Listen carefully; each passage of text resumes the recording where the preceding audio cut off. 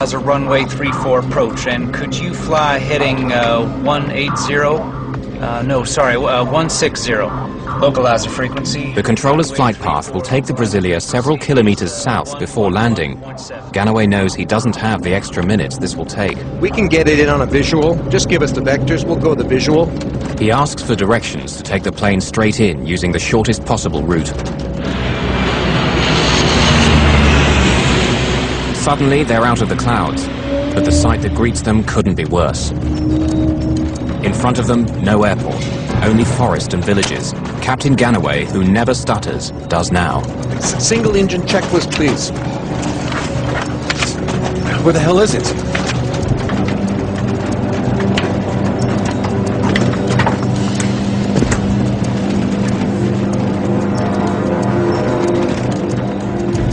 Robin Feck is puzzled. 6 minutes earlier, Warmerdam had told her the plane was turning back to Atlanta. But all she can see now is Georgia countryside. Word of 1900 at this time? We're below the clouds, tell them. You routed 1900 now? Yeah, we're VFR at this time. Could you give us a vector to the airport? Turn left. Fly heading 040. Bear, the airport's at your about 10 o'clock and 6 miles, sir. Radar contact lost at this time. The plane's low altitude shocks the controller. 580 meters. Only a minute earlier, it had been over 1,000 meters. The descent is far too fast. Remember, brace yourselves. And once we get out to where we're going, wait till the plane comes to a complete stop before we can get out. Okay, brace positions, please. Brace positions. Sir, heads down, please. Robin Feck, too preoccupied by the safety of her passengers, looks out of a window and suddenly sees the tops of the trees. She has but a few seconds left to strap herself in her jump seat before impact. Brace positions. Keep your heads down, everyone. Hold on, this is gonna be rough.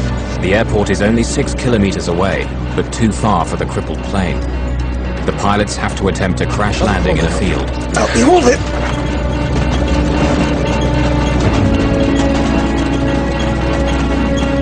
Hold it, help me hold it! Here, 500. Here, 500. The plane's altitude voice alarm sounds, warning the pilots that they're flying too close to the ground without their landing gear lowered. The pilots will attempt to land on the plane's belly. 100.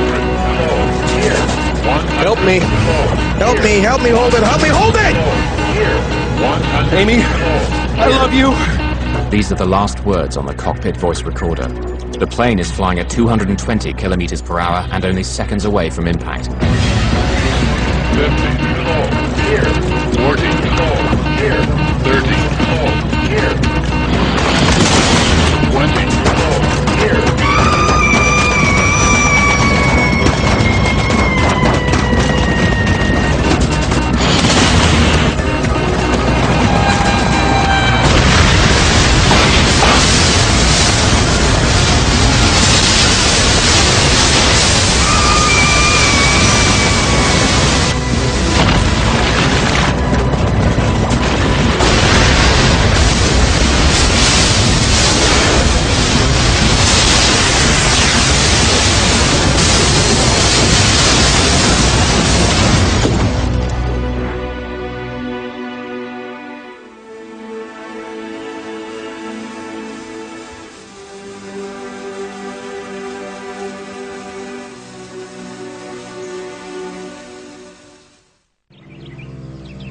The plane had landed in a small field in Burwell, a sleepy farming community near Carrollton, Georgia, where nothing major ever happens.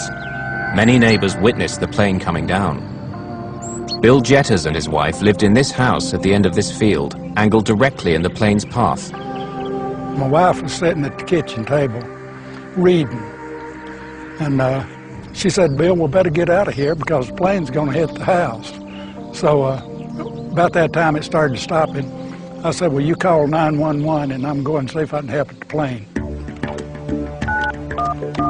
Emergency? Yes, we have a plane crashed in our backyard. A plane crashed? Yes, somebody out here turned it. 8 minutes had passed since First Officer Warmerdam had declared an emergency and asked Atlanta Center for rescue vehicles to be alerted. But the controller hadn't passed on the message. Minutes would make the difference now between life and death. The local emergency services responded quickly, but were still many miles away.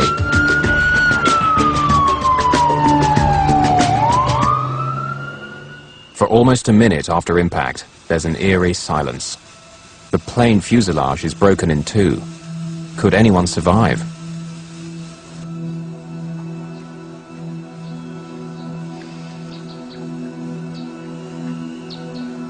As the dust settles, all 29 people on board are miraculously alive, with only a handful seriously injured by the impact.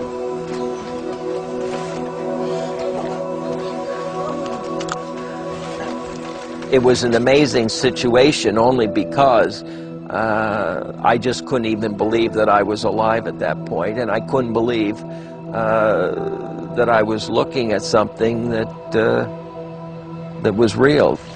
But a new disaster is gathering. Fuel from the shattered wing tanks is pouring onto the ground. The last thing I remember is the sound of hitting the trees, and then I honestly don't recall impact. Captain Ed Ganaway has been knocked unconscious by a blow to the head during the impacts. When First Officer Matt Warmerdam regains consciousness, he realizes they're stuck. The cockpit door is jammed and smoke is slowly seeping in. He reaches for the emergency crash axe. The cockpit window is the only way out. The next immediate thought I had was, now we're going to blow up. So get out of there. It was burning, right in the opening. So I just jumped over. And I headed towards the opening, and I walked out of the aircraft, and I walked away from it. The sparks ignite the fuel vapors, creating a blazing fire. Within seconds, the fire spreads to the fuselage. In the rear section of the plane, the passengers are now trapped by flames. They can hear screams from the field outside, where some passengers are already suffering from terrible burns. To escape, they too have to run through the fire, not fall in it, hoping for the best. I turned back and I looked at the aircraft, and what I saw was that the opening that I had come through was basically fully engulfed in flames, and that the people that were exiting the aircraft were all on fire. Some of them would, roll in the grass to try and put the fire out, and sometimes that made it worse because there was spilt fuel, and then they would get even more ignited. And the whole situation got uglier and uglier in the sense that you would all of a sudden see people with their clothing burned off. You would see people with red skin that you could see was burnt. You could actually see some people whose flesh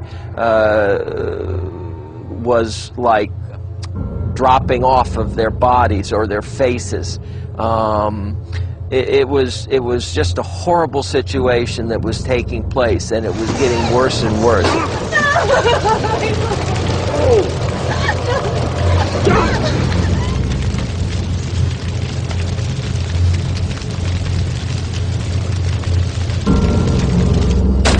Matt Warmerdam, his right shoulder dislocated, is banging the axe against the window with his left hand.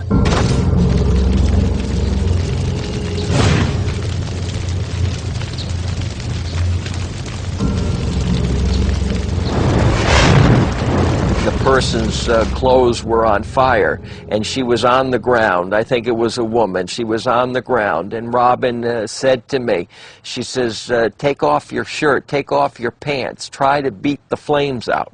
And I did that.